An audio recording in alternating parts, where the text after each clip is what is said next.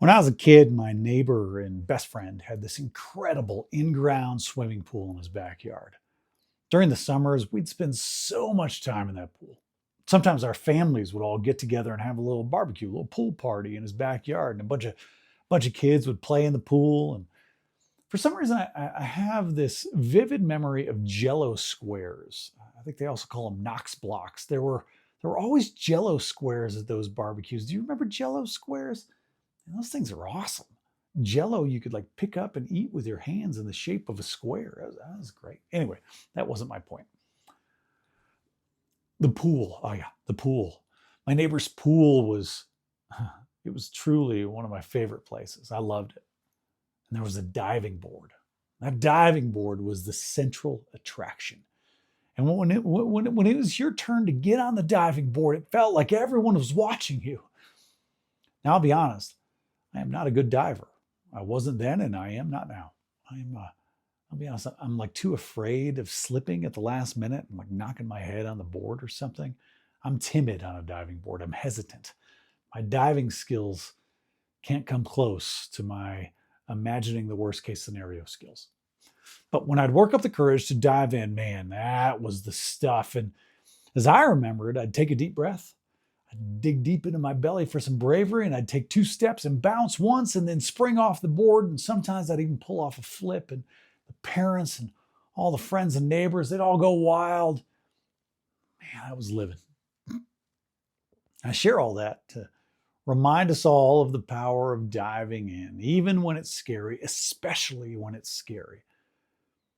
And there's a Bible passage from Romans chapter 12, verse 15 that reminds us of this. It says, rejoice with those who rejoice, weep with those who weep.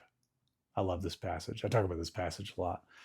I'm a sucker for simple Bible quotes, to be sure, despite their habit of often being contextually misplaced. And this is among the simplest of little things from the Bible. As humans, we connect best not through logic or rules or strategies or plans, but through emotions. Vulnerability is at the center of all human connection.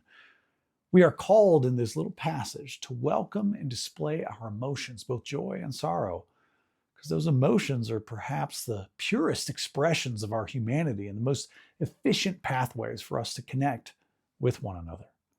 In other words, we have to dive into the emotional pools of others, even when it's scary or uncomfortable, especially then. When someone is experiencing joy, sorrow, or anything in between, our job as humans is to step up to that diving board and launch into the pool of emotions with them. And yeah, it's easy to imagine the worst case scenarios that might come about when we choose to dive vulnerably into the emotional pools of other people's lives. But the dive is worth it. Think about this for a moment. When you encounter someone who is sharing with you about something they're struggling with, how do you respond? Do you dive in with them? Or do you like try to solve their problem from the edge of the pool? Or do you try and get them to just shrug it off? Or do you give them some fake platitude and move on because it's slightly uncomfortable for you? What about when someone is celebrating something they're really excited about with you? Do you dive into the joy of that moment with them and swim around in it for a while?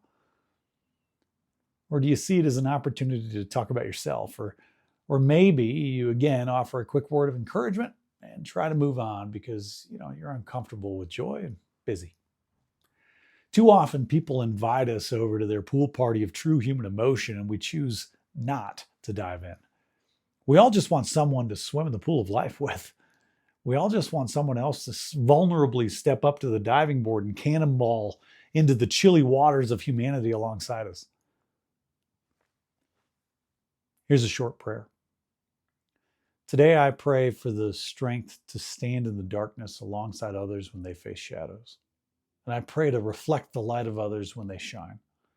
Help me weep when they weep and rejoice when they rejoice. Help me be with the people in my life, walking with them, swimming with them, steadying them when they wobble and admiring them when they stand tall. Help me dive in with them, God. The people in my life deserve it. Amen. Hey, Between is about you. Take this message out into your life this week and fill the space between you and every person you encounter with your sacred light. My favorite church is the space between people. Now go with God's love and create the church between.